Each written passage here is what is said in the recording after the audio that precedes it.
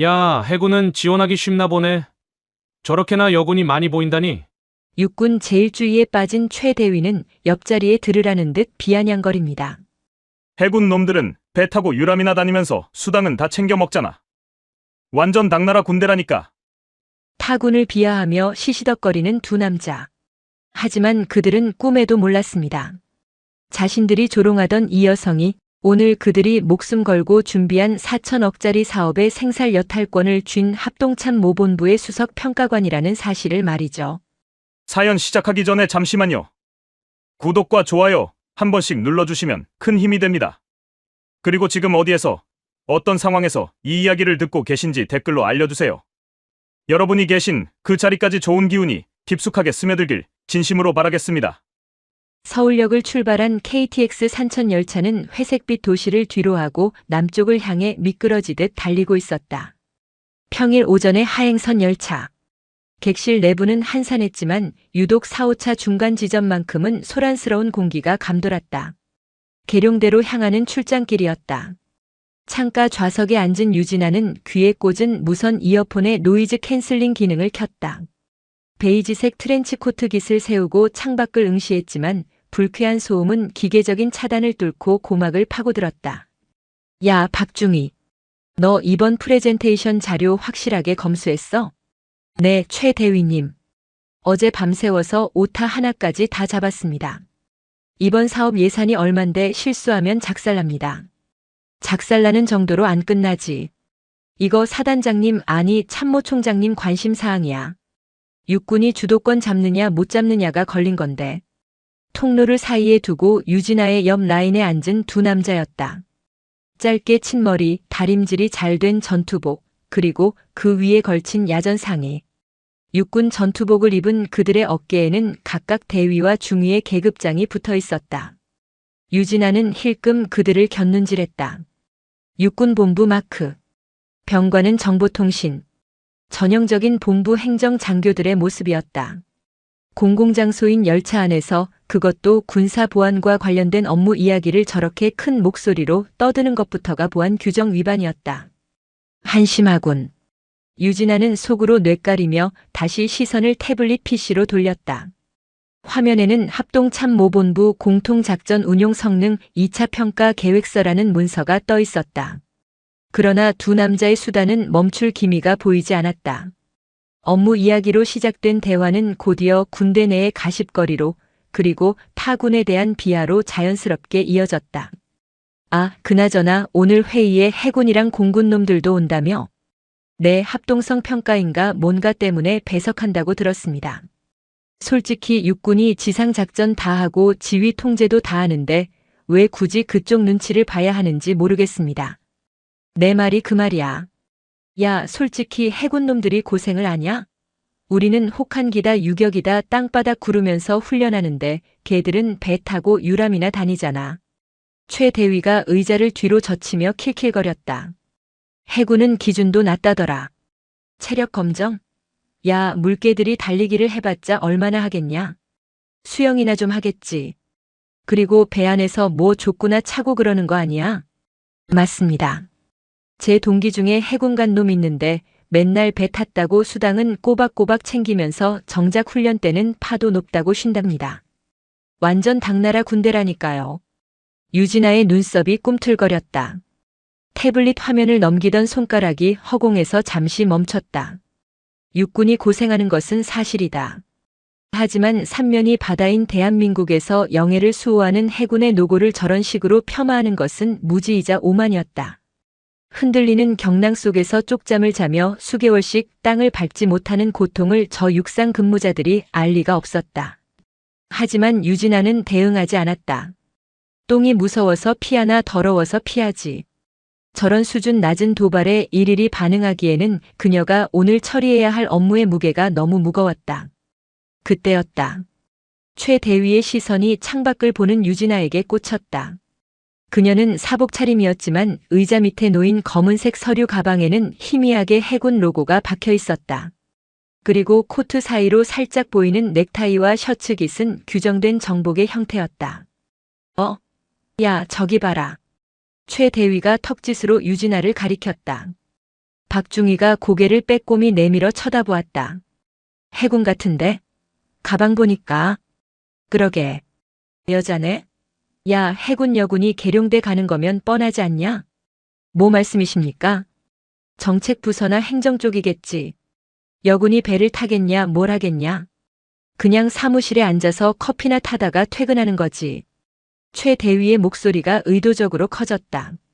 들으라는 식이었다. 유진아는 미동도 하지 않고 태블릿 화면만 응시했다. 무시가 최선의 방어라고 생각했다. 그러나 그 침묵은 그들에게 승리감만 안겨준 꼴이 되었다. 야, 박중희. 너 그거 아냐? 여군 장교 선발할 때 체력 검정 기준이 얼마나 낮은지. 아, 들었습니다. 팔굽혀펴기 무릎 대고 한다면서요? 솔직히 그게 군인입니까? 조무사지. 그러니까 말이야. 그래놓고 월급은 똑같이 받아요. 남군들은 뼈 빠지게 작업하고 당직 서는데 여군들은 당직도 잘 안 세우잖아. 생색은 다 내고 힘든 건 쏙 빠지고. 오늘 오는 해군 수준도 딱 보이네. 맞춰주느라 우리가 고생 좀 하겠다. 유진아는 태블릿의 전원 버튼을 눌러 화면을 껐다. 검은 화면 위로 자신의 무표정한 얼굴이 비쳤다. 참는데도 한계가 있었다. 그녀는 천천히 고개를 돌려 통로 건너편의 두 남자를 응시했다. 최 대위와 눈이 마주쳤다. 그는 당황하기는커녕 미소를 지으며 유진아를 위아래로 훑어보았다. 코트 때문에 계급장은 보이지 않았다. 하지만 최 대위의 뇌내 망상 속에서 그녀는 이미 갓 임관에서 어리버리한 소위이거나 기껏 태아 중위 정도 되는 하급 장교였다. 나이로 보나 기세로 보나 자신이 위라고 확신하는 눈치였다. 무슨 문제 있으십니까? 최 대위가 삐딱하게 물었다. 유진아는 차가운 목소리로 대답했다. 공공장소입니다. 정숙해 주시죠. 그리고 보안성 내용이 포함된 업무 대화는 자제하시는 게 좋을 것 같습니다. 그녀의 말투는 정중했지만 그 안에 담긴 힘은 날카로웠다. 최 대위의 표정이 순식간에 일그러졌다. 감히 타군에, 그것도 여자가 자신에게 훈계를 한다는 사실을 받아들이기 힘든 모양이었다. 이봐요. 우리가 무슨 기밀을 누설했습니까? 그냥 우리 부대 이야기한 건데 그쪽이 무슨 상관이쇼? 그리고 보아하니 초임 장교 같은데 선배가 말하면 그냥 네 하고 듣지 무슨 토를 답니까? 초임 장교라. 유진아는 속으로 헛웃음을 삼켰다. 그녀의 임관 연도는 최 대위가 고등학생일 때였다. 초임인지 아닌지는 중요하지 않습니다. 군인으로서 품위를 지키라는 말씀입니다. 품위? 참나. 야, 박중희. 들었냐? 해군이 육군한테 품위 운운한다. 기가 막혀서. 박중희가 옆에서 거들었다. 저기요. 저희 대위님이시거든요. 타군이라도 상급자면 예우를 갖추셔야죠. 사복 입었다고 민간인 행세하시는 겁니까? 유진아는 더 이상 대꾸할 가치를 느끼지 못했다. 말이 통할 상대가 아니었다. 그녀는 다시 고개를 돌려 창밖을 바라보았다. 무시하네. 와, 요즘 군대 진짜 좋아졌다. 위아래도 없고. 최 대위가 혀를 차며 투덜거렸지만 유진아의 서늘한 기세에 눌려 더 이상 직접적인 시비는 걸지 못했다. 대신 그들의 뒷담화는 더욱 집요하고 치졸해졌다. 내버려둬라. 어차피 계룡대 가면 마주칠 일도 없는 행정병 수준일 텐데. 오늘 회의나 잘 준비하자. 저런 애들 상대해봤자 시간 낭비다. 맞습니다. 역시 대위님이 대인배이십니다. 열차는 서대 전역을 지나 계룡역을 향해 속도를 높였다. 창밖 풍경이 도시에서 한적한 시골로 바뀌었다. 유진아는 코트 주머니 속에 있는 신분증 케이스를 만지작거렸다. 합동참모본부 전력분석시험평가국. 평가의 과장 해군 중령 유진아. 오늘 그녀가 주관하는 회의는 육군이 사활을 걸고 있는 차세대 전술 지휘 통제체계 2차 운용 성능평가 회의였다. 수천억 원의 혈세가 들어가는 사업이 제대로 굴러갈지 아니면 전면 재검토가 될지를 결정하는 자리였다. 그리고 저 뒤에서 떠들고 있는 두 장교가 바로 그 사업의 실무 담당자들이었다. 재미있겠군. 유진아의 입가에 희미한 미소가 스쳤다. 안내방송이 흘러나왔다. 우리 열차는 잠시 후 계룡, 계룡역에 도착하겠습니다. 열차가 덜컹거리는 소리와 함께 속도를 줄였다. 승객들이 하나둘 짐을 챙기기 시작했다. 최 대위와 박중희도 주섬주섬 전투모를 챙겼었다. 그들은 내리는 순간까지 유진아의 뒤통수에 대고 들으라는 듯 웅얼거렸다. 해군은 셔틀버스 타는 줄도 모를걸? 택시나 타고 가라지. 낄낄거리는 웃음소리를 뒤로하고 유진아는 침착하게 가방을 챙겨 일어났다.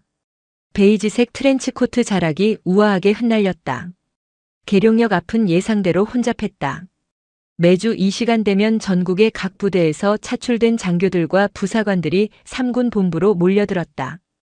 여기저기서 경례 구호가 들려왔고 담배 연기가 뿌옇게 피어올랐다. 유진아는 역사를 빠져나오자마자 찬 공기를 깊게 들이마셨다. 익숙한 공기였다. 그녀는 잠시 멈춰서서 주위를 둘러보았다. 그때 등 뒤에서 또다시 익숙하고 불쾌한 목소리가 들려왔다. 박중희 서둘러. 셔틀 놓치면 택시비 깨진다. 네, 알겠습니다. 최 대위와 박중희가 부산스럽게 뛰어가며 유진아의 옆을 스쳐 지나갔다. 최 대위는 유진아를 보며 힐끔거리는 시선을 던졌다. 어이, 거기 해군. 그가 멈춰 서서 유진아를 불렀다. 유진아는 천천히 고개를 돌려 그를 바라보았다. 계룡대 처음인가 본데 셔틀버스는 저쪽이야. 멍하니 서 있지 말고 따라오지 그래. 선배로서 자비 좀 베풀어준다. 명백한 조롱이었다. 박중희가 옆에서 킬킬거리며 거들었다. 아, 대위님. 그냥 두시죠. 해군은 배 타고 다니니까 버스 멀미할지도 모릅니다. 유진아는 그들의 수준 낮은 도발에 대꾸하는 대신 무표정한 얼굴로 시계를 확인했다. 신경 써주셔서 감사합니다만 저는 제 갈 길 갑니다. 두 분이나 늦지 않게 가시죠. 하, 이것 봐라. 자존심은 있나 보네. 그래, 알아서 가봐. 일정문 가서 헌병들한테 잡히지나 말고. 최 대위는 비웃음을 남기고 박중희와 함께 파란색 군용 셔틀버스 쪽으로 달려갔다. 버스 앞에는 이미 줄이 길게 늘어서 있었다. 유진아는 그들이 버스에 짐짝처럼 끼어 타는 모습을 지켜보았다. 그리고는 주머니에서 휴대폰을 꺼냈다. 화면에는 김소령이라는 이름이 떠 있었다. 네, 김소령. 계룡역 앞이다. 필승. 평가관님, 지금 역사 앞 로터리로 진입했습니다. 검은색 KO 차량입니다. 알았다. 바로 탑승하지. 잠시 후 번호판에 육군, 해군, 공군 마크가 아닌 국방부 소속임을 알리는 표식이 붙은 검은색 세단이 유진아 앞에 미끄러지듯 멈췄다. 운전석에서 내린 말끔한 정복 차림의 해군 소령이 절도 있게 경례했다. 필승. 평가관님, 먼 길 오시느라 고생 많으셨습니다. 쉬어. 바로 출발하자. 회의 시간까지 여유가 별로 없어. 네, 알겠습니다. 제2회의실로 모시겠습니다. 아, 그리고 육군 측에서 준비한 자료가 어제 밤늦게 수정되었다고 연락이 왔습니다. 차에 오르며 유진아가 미간을 찌푸렸다. 또? 벌써 세 번째 수정 아닌가? 그렇습니다. 핵심 성능 지표 수치를 조금 조정했다고 하는데 아무래도 실측 데이터랑 차이가 나는 걸 억지로 맞추려는 눈치입니다. 뻔하군. 가면서 브리핑해봐. 차량은 부드럽게 출발하여 계룡대 진입로를 향해 달렸다. 유진아는 차창 밖으로 콩나물 시루처럼 꽉 찬 셔틀버스를 추월했다. 버스 창가에 얼굴을 구겨넣고 있던 최 대위의 모습이 스쳐 지나갔다. 그 시각 셔틀버스 안. 아, 좁아 터지겠네 진짜. 야, 박중희 좀 밀어봐. 죄송합니다. 뒤에서 계속 밉니다. 최 대위는 짜증 가득한 얼굴로 창밖을 내다봤다. 그때 갓길을 타고 빠르게 지나가는 검은색 세단 한 대가 눈에 들어왔다. 뒷좌석에 앉아 서류를 검토하는 여자의 옆모습이 찰나의 순간 스쳤다. 야, 방금 저 차. 네? 무슨 차 말입니까? 아까 그 해군 여자 아니냐? 방금 지나간 승용차에 탄 것 같은데. 박중희가 목을 빼고 봤지만 차는 이미 멀어지고 없었다. 에이, 설마요. 민간 택시겠죠. 해군 나부랭이가 관용차를 어떻게 탑니까? 그것도 계룡에서. 그렇지? 내가 잘못 봤겠지. 아까 그 태도 보니까 딱 봐도 어디 실무부대 행정관이나 될까 말까 한데. 최 대위는 고개를 저으며 땀을 닦았다. 그나저나 오늘 평가관이 누구라더라? 합참에서 온다고. 네. 소문으로는 저승사자라고 불리는 사람이랍니다. 타협이 없대요. 작년에 공군 사업 하나도 그 사람한테 걸려서 전면 백지화됐다고 들었습니다. 재수없게 걸려도 꼭. 야, 근데 육군 사업인데 감히 딴지 걸겠냐? 우리 뒤에 육군 참모 차장님이 계시는데. 맞습니다. 그냥 형식적인 절차겠죠. 저희가 준비한 자료가 완벽하지 않습니까? 그래. 오늘만 넘기면 우리도 고과 점수 빵빵하게 챙기는 거다. 오늘 저녁에 회식이나 거하게 하자. 두 남자는 김칫국을 사발로 들이키며 킬킬거렸다. 버스는 덜컹거리며 계룡대 제1정문을 향해 굴러갔다. 자신들을 기다리고 있는 것이 회식이 아니라 지옥의 불구덩이임을 알지 못한 채 계룡대 제1정문 앞 웅장한 위용을 자랑하는 3군 본부 입구는 보안 검색을 위해 늘어선 줄로 인산인해를 이루고 있었다. 유진아가 탄 관용 차량은 VIP성 장군 및 주요 직위자 전용 차선을 통해 헌병의 거수 경례를 받으며 막힘없이 통과했다. 그녀는 이미 차 안에서 정복 재킷으로 갈아입고 넥타이를 매무새 좋게 고친 상태였다. 하지만 본청 건물로 들어가기 전 유진아는 운전병에게 잠시 차를 세우라고 지시했다. 잠깐 방문자 센터 쪽에 들렀다 가자. 김소령, 자네는 먼저 회의실 가서 세팅 확인해. 네. 평가관님 직접 가시려고요? 그냥 바로 회의실로 가셔도. 확인할 게 있어서 그래. 5분이면 돼. 유진아는 차에서 내려 방문자 센터 쪽으로 걸어갔다. 사실 확인할 것은 없었다. 다만 아까 기차와 셔틀버스에서 겪은 불쾌함이 그녀의 발길을 이곳으로 이끌었다. 그녀는 본능적으로 그 두 남자가 이곳을 거쳐갈 것임을 알고 있었다. 예상대로였다. 셔틀버스에서 내린 최 대위와 박중희가 헐레벌떡 방문자 센터 쪽으로 뛰어오고 있었다. 그들은 출입증 교부 절차 때문에 줄을 서야 했다. 그때 유진아를 발견한 최 대위의 눈이 커졌다. 야, 저기 봐. 쟤 또 있네. 박중희가 숨을 헐떡이며 쳐다보았다. 유진아는 한 손에 서류 가방을 든 채 방문자 센터 입구 옆에 서서 무언가 기다리는 척하고 있었다. 코트는 벗어서 팔에 걸쳤지만 셔츠 위에 입은 짙은 남색 카디건 때문에 계급장은 여전히 잘 보이지 않았다. 최 대위가 다가오며 씩 웃었다. 꺼봐. 내가 뭐랬냐? 택시 타고 와봤자 여기서 줄 서야 된다니까. 그들은 유진아의 앞을 가로막고 섰다. 마치 길을 알려주는 척 시비를 걸기 위해서였다. 어이, 해군 아가씨. 출입 신청은 했어? 여기 아무나 들어가는 데 아니야. 유진아는 대답 없이 그들을 바라보았다. 그 무심한 눈빛이 최 대위의 심기를 또 건드렸다. 사람이 말을 하면 대답을 해야지. 귀에 이어폰 꽂았냐? 오늘 해군 쪽 사람들 수준 맞춰줘야겠네, 진짜. 박중희도 한마디 거들었다. 그는 주위를 둘러보며 일부러 큰 소리로 말했다. 계룡대엔 별별 사람이 다 오네. 대위님 그냥 가시죠. 길 잃어버려서 울고 있으면 헌병들이 알아서 내보내겠죠. 그래. 야, 너 계룡대 안에서 길 잃으면 큰일 난다. 여기 산이라서 멧돼지 나와. 조심해라. 자기들끼리 낄낄거리며 유진아를 지나쳐 건물 입구로 향했다. 그들의 등 뒤에서 유진아가 나직하게 하지만 또렷하게 말했다. 길은 그쪽들이 잃은 것 같은데. 최 대위가 멈칫하며 뒤를 돌아보았다. 뭐라고? 시간 아까운 사람들이네. 서두르는 게 좋을 겁니다. 회의실 문 닫히면 국물도 없으니까. 유진아는 그 말을 끝으로 그들을 지나쳐 입구로 향했다. 저게 진짜 돌았나? 야, 거기 안 서. 최 대위가 화를 내며 따라가려 했지만 유진아는 이미 게이트 앞에 도착해 있었다. 그녀는 줄을 서서 기다리는 대신 맨 오른쪽의 자동 출입 게이트에 신분증을 태그했다. 띠릭. 합동참모본부 상시 출입 인가자입니다. 경쾌한 기계음과 함께 게이트가 열렸다. 헌병이 그녀를 보고 벌떡 일어나 거수 경례를 붙였다. 충성. 수고하십니다. 유진아는 가볍게 고개를 끄덕이며 게이트를 통과했다. 최 대위와 박중희는 그 광경을 멍하니 바라보았다. 뭐야? 제가 왜 프리패스야? 박중희가 당황해서 물었다. 몰라 씨. 국방부 파견인가? 행정직 군무원이라도 출입증은 나오니까. 최 대위는 애써 상황을 합리화했다. 그래, 별거 아닐 거야. 그냥 커피 심부름이나 하러 왔겠지.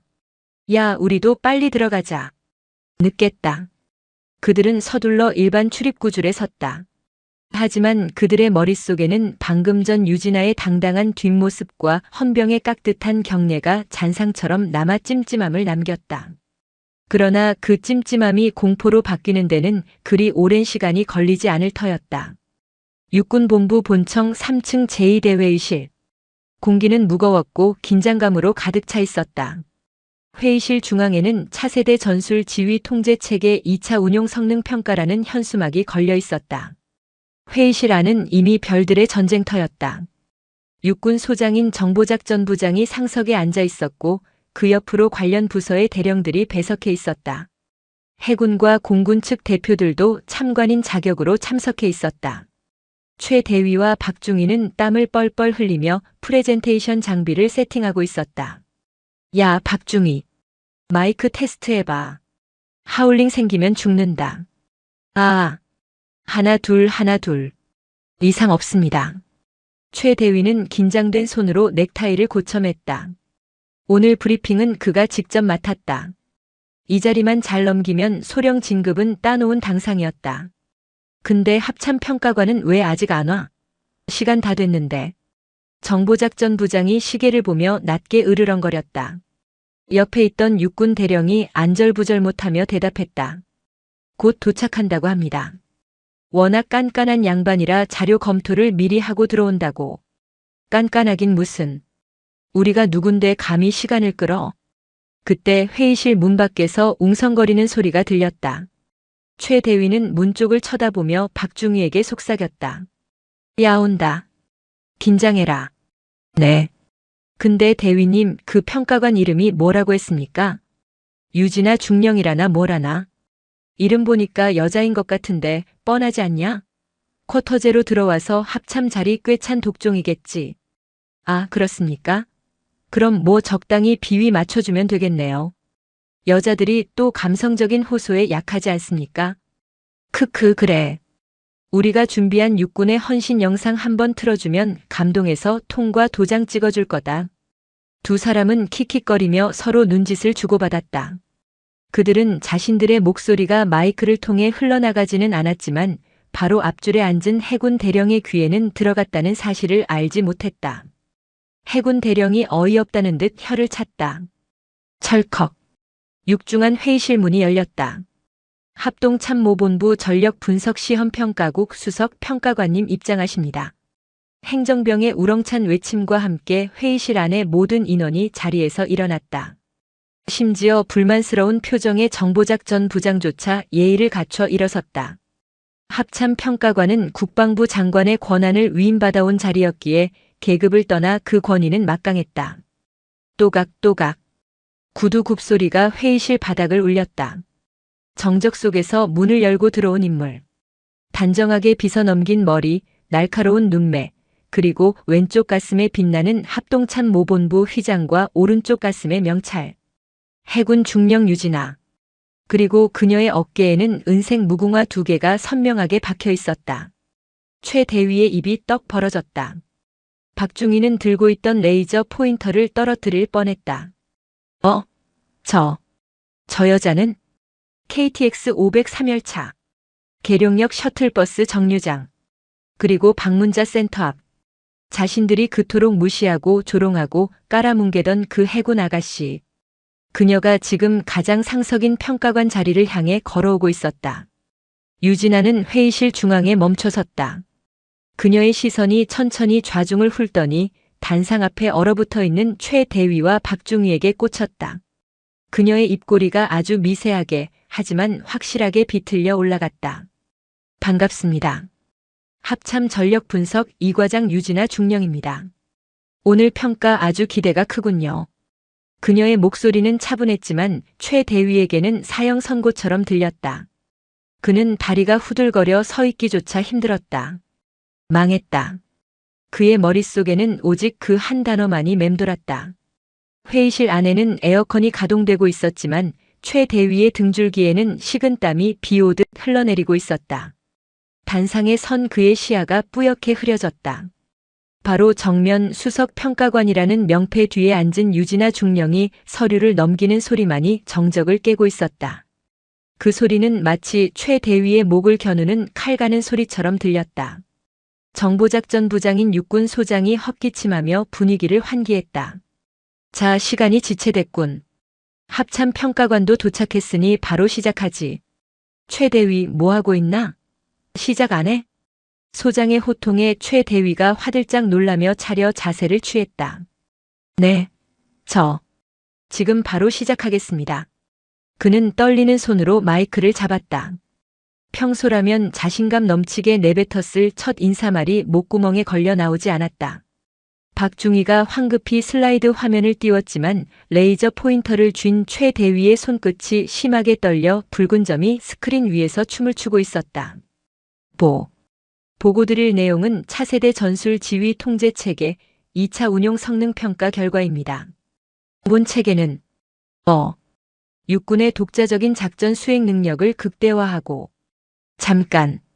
차분하지만 서늘한 목소리가 최 대위의 말을 잘랐다. 유진아 중령이었다.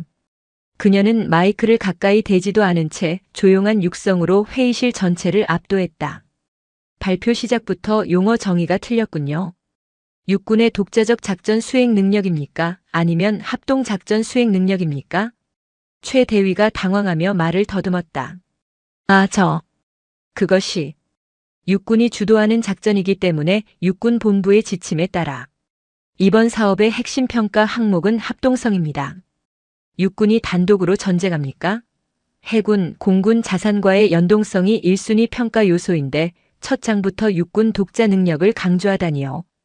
제안 요청서 3페이지 2항 읽어보셨습니까? 유진아는 덮어두었던 평가 계획서를 펼치지도 않고 정확한 페이지와 항목을 읊었다. 최 대위의 얼굴이 창백해졌다. 죄송합니다. 그 부분은 서두라서 강조하느라. 강조가 아니라 왜곡이죠. 그리고 발표자가 왜 이렇게 떱니까? 준비가 덜 됐습니까?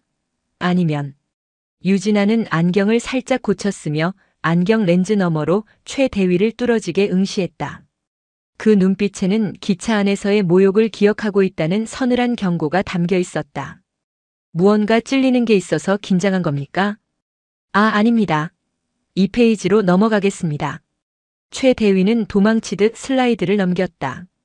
하지만 지옥은 이제 시작이었다. 그가 준비한 완벽한 자료들은 유진아의 눈앞에서 휴지 조각처럼 찢겨나가기 시작했다. 통신망 생존성 데이터, 이거 실측치 맞습니까? 유진아의 질문이 다시 날아들었다. 네, 그렇습니다. 지난달 3군단 훈련장에서 측정한. 이상하군요. 제가 알기로 지난달 3군단 훈련 지역은 기상 악화로 헬기 기동이 제한되었습니다. 그런데 데이터에는 공중 중계 노드 가동률이 98%로 나와 있네요. 헬기가 못 뜨는데 중계기가 어떻게 작동했습니까? 혹시 드론이라도 띄웠나요? 그게. 최 대위의 눈동자가 갈 곳을 잃고 흔들렸다. 사실은 기상 악화로 데이터 수집을 못해서 작년 데이터를 적당히 가공해서 넣은 것이었다. 행정직 여군 따위가 알 리 없다고 생각했던 현장의 날씨와 훈련 상황까지 그녀는 꿰뚫고 있었다. 배석한 육군 소장의 표정이 험악하게 일그러졌다. 최 대위, 똑바로 대답 못해? 자네 저번 보고 때는 문제 없다며. 아닙니다, 부장님. 그게 시뮬레이션 수치를 일부 보정한 것입니다. 보정? 유진아의 입꼬리가 올라갔다. 시뮬레이션 수치를 실측치인 것처럼 보고서에 기재하는 걸 육군에서는 보정이라고 부릅니까? 합참에서는 그걸 조작이라고 부릅니다, 대위. 조작이라는 단어가 회의실에 무겁게 내려앉았다. 최 대위의 다리가 풀려 휘청거렸다. 옆에서 노트북을 조작하던 박중희는 겁에 질려 마우스를 쥔 손을 덜덜 떨고 있었다. 그리고 아까 열차에서 그러셨죠? 해군은 기준이 낮아서 편하게 군 생활한다고. 유진아는 펜을 딱 내려놓으며 등받이에 몸을 기댔다. 사적인 감정을 배제하려 했으나 이들의 업무 태도가 워낙 불량했기에 훈계는 필연적이었다. 기준이 낮은 건 해군이 아니라 데이터를 조작하고도 넘어갈 수 있다고 믿는 귀관들의 보안 의식 아닙니까? 육군의 명예를 실추시키는 건 타군이 아니라 바로 당신들 같은 실무자입니다. 최 대위는 숨이 막혀왔다. 그녀는 단순히 꼬투리를 잡는 게 아니었다. 팩트로 뼈를 때리고 논리로 살을 발라내고 있었다. KTX 안에서 낄낄거리며 뱉었던 그 모든 오만방자한 말들이 부메랑이 되어 돌아와 그의 목을 조르고 있었다. 계속해 보시죠. 또 어떤 창의적인 소설을 써오셨는지 드러나 봅시다. 유진아의 차가운 지시에 최 대위는 울고 싶은 심정으로 다음 장을 넘겼다. 하지만 스크린에 뜬 복잡한 통신망 구성도는 이미 그의 구명줄이 아니라 교수대 밧줄처럼 보였다. 회의는 점차 평가가 아닌 일방적인 난타전으로 변해가고 있었다. 최 대위와 박중희가 밤새워 준비했다던 그리고 오타 하나까지 다 잡았다고 자부했던 프레젠테이션 자료는 유진아의 날카로운 분석 앞에서 너덜너덜해졌다. 15페이지 해안경계부대와의 데이터 링크 연동성 부분입니다. 유진아가 레이저 포인터로 스크린의 한 구석을 가리켰다. 육군 경비정 및 해안 레이더와의 연동은 완벽하다고 되어 있군요. 그런데 해군 함정과의 직접 통신은 왜 추후 개발로 미뤄뒀습니까? 최 대위는 이미 땀으로 목욕을 한 상태였다. 혀가 말라붙어 입천장에 쩍쩍 달라붙었다. 해군 함정의 통신 체계와 육군의 주파수 대역이 달라서 기술적인 난이도 때문에 2단계 사업으로 분류했습니다. 기술적 난이도요? 유진아가 헛웃음을 터뜨렸다. 박중희. 그녀가 갑자기 박중희를 호명했다. 멍하니 있던 박중희가 소스라치게 놀라며 일어났다. 네. 중희 박민수. 귀관, 아까 열차 안에서 그랬죠. 해군이 당나라 군대라고. 배 타고 유람이나 다닌다고. 박중희의 얼굴이 흑빛이 되었다. 육군 소장을 비롯한 모든 고위 장교들의 시선이 박중희에게 꽂혔다. 소장의 눈에서 살기가 뿜어져 나왔다. 그 유람 다니는 해군 함정들은 이미 3년 전부터 3군 합동 데이터 링크를 운용 중입니다. 육군이 기술적 난이도 핑계대며 미루고 있는 걸 해군은 이미 실전 배치해서 쓰고 있다고요. 그런데 육군 통신 장교라는 사람들이 그걸 모르고 추후 개발이라고 써놨습니까? 이건 무능한 겁니까? 아니면 직무유기입니까? 유진아는 가차 없었다. 그녀는 태블릿 PC를 들어 무언가를 조작하더니 회의실 메인 스크린에 새로운 자료를 띄웠다. 해군의 최신의 이지스함과 공군의 조기 경보기, 그리고 육군의 미사일 부대가 실시간으로 데이터를 주고받는 훈련 로그였다. 보시다시피 해군과 공군은 이미 통합되어 있습니다. 이 고리에 육군만 빠져있는 형국인데 담당 장교들은 기차 안에서 타군 비하나 하면서 시간을 때우고 있었군요. 보안성 대화까지 큰 소리로 떠들면서 말입니다. 그것은 이 사업 예산이 4천억입니다. 유진아의 목소리가 낮게 깔렸다. 4천억짜리 사업을 담당하는 실무자들의 수준이 고작 해군은 꿀 빤다는 식의 1차원적인 편견에 갇혀 있다니. 그러니 합동성이 뭔지 통합작전이 뭔지 이해를 못하는 겁니다. 당신들이 만든 이 체계대로라면 전쟁 났을 때 해군 함포 지원 요청하려면 육군 대대장이 해군 함장한테 카카오톡이라도 보내야 합니까? 좌중에서 킥킥거리는 실소가 터져 나왔다. 해군 측 참관인들은 통쾌한 표정을 숨기지 못했고 육군 측 고위 장교들은 부끄러움에 고개를 들지 못했다. 정보작전 부장인 소장은 불그락푸르락한 얼굴로 주먹을 꽉 쥐고 있었다. 그는 지금 당장이라도 저 멍청한 대위와 중위의 계급장을 뜯어버리고 싶은 충동을 억누르고 있었다. 유진아는 마지막 결정타를 날렸다. 그리고 45페이지 예산 산출 내역. 박중희가 오타 하나까지 다 잡았다고 큰 소리치던데. 박중희는 이제 거의 울기일보 직전이었다. 단가 산출 근거가 작년 환율 기준이네요. 지금 환율이 얼마나 올랐는데 작년 기준으로 잡습니까? 이러면 사업 착수하자마자 예산 부족으로 중단됩니다. 기본 중에 기본도 확인 안 하고 보고서를 올립니까? 이게 당신들이 말한 육군 엘리트의 수준입니까? 죄송합니다. 시정하겠습니다. 시정으로 될 문제가 아닙니다. 이 보고서는 신뢰성을 완전히 상실했습니다. 유진아는 가져온 서류철을 탁 덮어버렸다. 그 소리가 마치 판사의 의사봉 소리처럼 회의실을 울렸다. 이따위 엉터리 자료로 합참 승인을 받으러 오다니. 저를, 아니 합동참모본부를 뭘로 보신 겁니까? 그냥 와서 도장이나 찍어주는 거수기인 줄 알았습니까? 최 대위는 고개를 푹 숙인 채 아무 말도 할 수 없었다. 그의 오만함은 바닥에 떨어져 짓밟혔고 그가 믿었던 육군 제1주의는 실력 없는 자들의 허상임이 만천하에 드러났다. 잠시 정회하겠습니다. 10분 뒤에 평가 결과를 종합하여 통보하겠습니다. 육군 측은 변명할 시간이라도 가지시죠. 유진아는 냉정하게 선언하고 자리에서 일어났다. 그녀가 회의실을 빠져나가자마자 폭풍우가 몰아칠 듯한 침묵이 깨졌다. 유진아가 회의실 옆에 마련된 평가관 대기실로 사라지자마자 회의실 문이 닫혔다. 그리고 그 안에서 천둥 같은 고함이 터져나왔다. 야, 이 새끼들아. 정보작전부장이 자리를 박차고 일어나 단상으로 뛰어 올라갔다. 그는 들고 있던 지휘봉으로 단상을 내리쳤다. 팍! 하는 소리와 함께 지휘봉이 부러져 나갔다. 너희들이 제정신이야.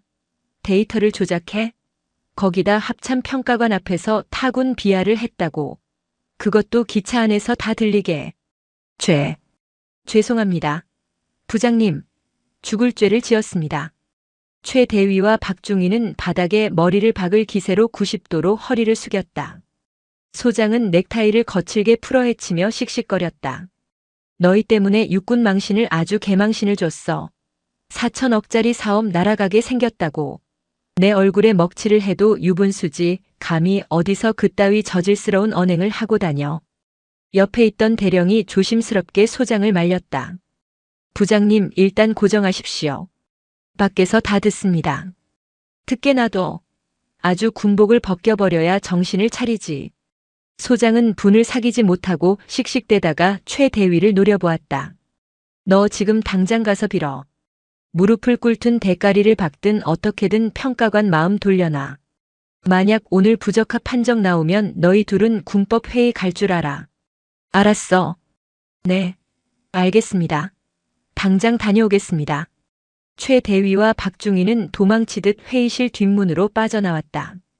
복도로 나온 최 대위는 다리가 풀려 벽을 짚었다. 얼굴은 사색이 되어 있었고 입술은 파르르 떨렸다. 대위님, 어떡합니까? 저희 진짜 영창 가는 거 아닙니까? 박중희가 울먹이며 물었다. 시끄러. 빨리 따라와. 대기실 가서 빌어야지. 두 사람은 평가관 대기실 앞으로 달려갔다. 문 앞에는 해군 소령이 굳건히 지키고 서 있었다. 김소령님. 평가관님께 잠시 드릴 말씀이 있어서 왔습니다. 한 번만 뵙게 해주십시오. 최 대위가 비굴한 웃음을 지으며 부탁했다. 아까 셔틀버스 정류장에서 유진아에게 택시나 타고 가라고 비웃던 그 기세는 온데간데 없었다. 김소령은 차가운 눈으로 그들을 내려다보았다. 평가관님께서는 휴식 중이십니다. 그리고 평가 중에 사적인 접촉은 오해를 살 수 있어 금지되어 있습니다. 아니, 제발 좀 부탁드립니다. 저희 목숨이 달린 일이라서 그럽니다. 잠깐이면 됩니다. 네. 최 대위가 거의 매달리듯 사정했다. 그때 대기실 안에서 유진아의 목소리가 들려왔다. 들여보내세요. 김소령이 잠시 망설이다가 문을 열어주었다. 들어가십시오. 용건만 간단히 하시는 게 좋을 겁니다. 대기실 안으로 들어선 두 사람은 소파에 앉아 차를 마시고 있는 유진아를 보았다. 그녀는 그들을 쳐다보지도 않고 찻잔만 응시하고 있었다. 평가관님, 정말 죄송합니다. 최 대위와 박중희가 동시에 큰 소리로 외치며 고개를 숙였다. 저희가 미쳤었습니다. 눈이 삐어서 평가관님을 못 알아보고 입이 방정이라 쓸데없는 소리를 짓거렸습니다. 한 번만 용서해 주십시오. 못 알아봤다면 용서가 됩니까? 유진아가 찻잔을 내려놓으며 천천히 고개를 들었다. 제가 합참 평가관이 아니라 진짜 갓 임관한 해군 소위였다면 혹은 힘없는 민간인 여성이었다면 당신들의 그 무례함은 정당화되는 겁니까? 아닙니다. 절대 아닙니다. 저희가 생각이 짧았습니다. 짧은 게 아니라 썩은 거겠죠. 유진아는 자리에서 일어나 그들 앞으로 다가갔다. 두 남자는 저도 모르게 뒷걸음질 쳤다. 당신들은 오늘 저에게 실수한 게 아닙니다. 제 군복에 그리고 지금 이 순간에도 거친 파도와 싸우며 영해를 지키는 수만 명의 해군 장병들에게 침을 뱉은 겁니다. 그녀의 목소리에는 분노보다 더 깊은 경멸이 담겨 있었다. 사적인 사과는 받지 않겠습니다. 공적인 평가는 공적으로만 처리합니다. 나가보세요. 평가관님 제발. 이번 사업 부적합 나오면 저희는 끝입니다. 살려주십시오. 시키시는 건 뭐든지 하겠습니다. 최 대위가 눈물 콧물을 쏟으며 애원했다. 박중희도 옆에서 손이 발이 되도록 빌었다. 유진아는 차갑게 그들을 내려다보았다. 시키시는 건 뭐든지 하겠다고요? 네, 뭐든지 하겠습니다. 그럼 군인답게 책임을 지세요. 그게 당신들이 할 수 있는 유일한 일입니다. 유진아는 단호하게 등을 돌렸다. 김소령, 회의 재개한다고 전해. 그녀의 뒷모습은 거대한 벽처럼 보였다. 최 대위와 박중희는 바닥에 주저앉을 뻔한 다리를 억지로 지탱하며 절망적인 표정으로 대기실을 나갔다. 그들에게 남은 것은 파멸뿐이었다. 오후 4시 30분. 약속된 정회 시간이 끝나고 다시 회의실에 무거운 정적이 감돌았다. 공기는 이전보다 훨씬 차갑고 날카로웠다. 최 대위와 박중희는 죄인처럼 고개를 푹 숙인 채 단상 한 구석에 서 있었다. 그들의 등 뒤는 이미 식은 땀으로 흥건히 젖어 전투복색이 진하게 변해 있었다. 정보작전부장을 비롯한 육군 측 고위 장교들의 표정은 굳어 있었다. 그들은 이미 직감하고 있었다. 이번 판이 완전히 깨졌다는 것을. 유진아가 다시 평가관석에 앉았다. 그녀는 천천히 안경을 벗어 닦은 뒤 다시 착용했다. 그 일련의 동작 하나하나가 최 대위에게는 숨막히는 고문이었다. 총평을 시작하겠습니다. 유진아의 건조한 목소리가 마이크를 타고 회의실 전체에 울려 퍼졌다. 본 사업 차세대 전술 지휘 통제 체계 2차 운용 성능 평가는 우리 군의 미래 합동 작전 능력을 좌우할 중대한 사안입니다. 따라서 본 평가관은 기술적 완성도뿐만 아니라 운용 주체의 합동 작전 수행 의지 또한 핵심 평가 요소로 고려하였습니다. 그녀는 서류 한 장을 집어들었다. 기술적 평가. 통신망 생존성 데이터 조작 의심, 예산 산출 근거의 오류, 타군 자산과의 연동성 미비. 이것만으로도 본 사업은 전투용 부적합 판정을 피하기 어렵습니다. 전투용 부적합. 군무기 체계 평가에서 나올 수 있는 최악의 결과였다. 수천억 원의 예산이 투입된 사업이 이 판정 하나로 공중분해될 위기에 처한 것이다. 정보작전부장의 얼굴이 흑빛이 되었다. 하지만 유진아의 시선이 최 대위와 박중희를 향했다. 더 심각한 문제는 정성적 평가 항목입니다. 이 사업의 실무 책임자들은 합동성이라는 개념 자체를 이해하지 못하고 있습니다. 그녀는 잠시 뜸을 들였다가 차갑게 쏘아붙였다. 오늘 오전 KTX 503열차와 계룡대 셔틀버스, 그리고 방문자 센터에서 목격된 실무 장교들의 언행은 충격적이었습니다. 타군에 대한 근거 없는 비하, 여성 장교에 대한 성차별적 발언, 그리고 공공장소에서의 보안 불감증. 좌중이 술렁거렸다. 설마 그 이야기를 공식 석상에서 꺼낼 줄은 몰랐던 것이다. 해군은 기준이 낮다, 배 타고 유람이나 다닌다, 여군은 행정이나 본다. 이런 왜곡된 인식을 가진 실무자들이 만든 시스템이 과연 전시의 해군, 공군과 유기적으로 연동될 수 있겠습니까? 파트너를 경멸하는 자들이 만든 시스템은 필연적으로 고립될 수밖에 없습니다. 유진아는 펜을 들어 평가서 맨 마지막 장에 서명했다. 펜촉이 종이를 긁는 소리가 사형 선고처럼 들렸다. 따라서 합동참모본부 전력분석시험평가국은 본 사업에 대해 전투용 부적합 판정을 내림과 동시에 해당 실무진의 전면 교체 및 재발 방지 대책이 수립되기 전까지 사업의 전면 보류를 건의합니다. 꽝. 망치가 내려쳐졌다.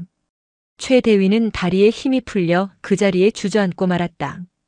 박중희는 소리 없이 눈물만 흘리고 있었다. 이상입니다.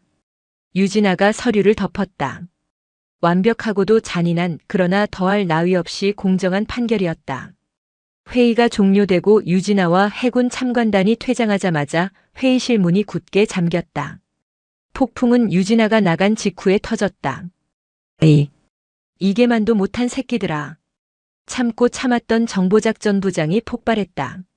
그는 자신의 모자를 벗어 최 대위의 얼굴을 향해 집어던졌다. 모자에 맞은 최 대위가 비명을 지르며 바닥을 굴렀다.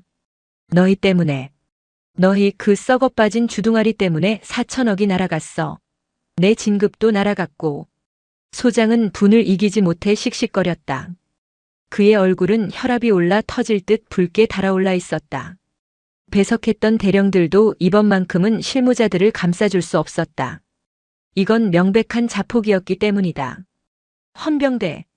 헌병대 불러. 소장의 고함에 밖에서 대기하던 부관이 뛰어들어왔다. 부장님, 헌병대 호출하셨습니까? 당장 이놈들 끌고 가. 허위 공문서 작성, 군인 복무규율 위반, 상관 모욕, 품위 유지 위반. 죄다 엮어서 구속 수사 의뢰해. 내 눈앞에서 당장 치워버려. 부장님, 잘못했습니다. 한 번만 살려주십시오. 최 대위가 바닥을 기어가며 소장의 바짓가랑이를 붙잡았다. 하지만 소장은 가차없이 발로 그를 걷어찼다. 이거 안 나? 살려달라고? 야, 이 새끼야, 내가 내 목을 쳤는데 내가 널 살려주게 생겼어. 너희 군 생활은 오늘로 끝이야. 불명의 저녁이 아니라 감방 갈 준비나 해. 곧이어 헌병들이 들이닥쳤다. 흰색 헬멧을 쓴 건장한 헌병 2명이 최 대위와 박중희의 양팔을 결박했다. 이거 나 대위야. 육군 본부 대위라고. 최 대위가 발악했지만 이미 그는 장교로서의 권위를 잃은 상태였다. 헌병들은 무표정한 얼굴로 그들을 질질 끌고 나갔다. 복도에는 다른 부서 장교들과 병사들이 나와 이 광경을 지켜보고 있었다. 뭐야? 정보통신과 최 대위 아니야? 무슨 사고를 쳤길래 부장님이 저렇게 화가 나셨대? 들었어? 합참 평가관한테 개기다가 걸렸대. 그것도 KTX에서 뒷담화하다가 딱 걸렸다던데. 와, 미친놈들. 진짜 가지가지 한다. 수군거리는 소리와 경멸 어린 시선들. 최 대위와 박중희는 고개를 들 수 없었다. 그들이 그토록 자랑스러워하던 육군 본부 장교라는 타이틀은 이제 가장 치욕스러운 족쇄가 되어 있었다. 으헝. 엄마. 박중희는 어린아이처럼 울음을 터뜨렸다. 하지만 누구도 동정하지 않았다. 그들이 타군을 비하하고 여군을 조롱하며 낄낄거리던 그 순간 그들은 이미 군인이 아니었기 때문이다. 회의실 안 텅 빈 스크린만이 그들의 몰락을 비추고 있었다. 계룡대 제2정문을 빠져나온 검은색 관용 차량은 다시 계룡역을 향해 달리고 있었다. 차 안은 조용했다. 유진아는 창문을 조금 내리고 늦은 오후의 바람을 맞았다. 긴장이 풀리자 피로가 몰려왔지만 마음만은 개운했다. 평가관님 괜찮으십니까?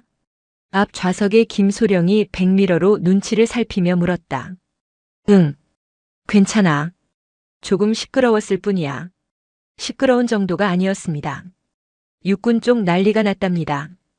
방금 정보 소식통에 따르면 해당 장교 2명은 긴급 체포되어 수사단으로 이송됐다고 합니다.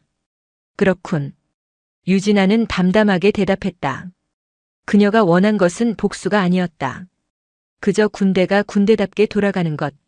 무능과 오만이 실력을 덮지 않는 것. 그것뿐이었다. 계룡역에 도착한 유진아는 김소령을 돌려보내고 대합실로 들어갔다. 서울행 KTX 열차를 기다리는 동안 그녀는 자판기 커피 한 잔을 뽑았다. 종이컵에서 피어오르는 따뜻한 김을 바라보며 그녀는 아침의 일을 회상했다. 해군은 기준이 낮다더라. 여군은 어차피 행정직만 하잖아. 그들의 말은 틀렸다. 기준은 낮지 않다. 다만 그 기준을 지키는 방식이 다를 뿐이다. 보이지 않는 바다에서 좁은 함정에서 레이더 화면 앞에서 묵묵히 자신의 자리를 지키는 그 모든 기준들이 모여 이 나라를 지탱하고 있었다. 선배? 그때 누군가 그녀를 불렀다.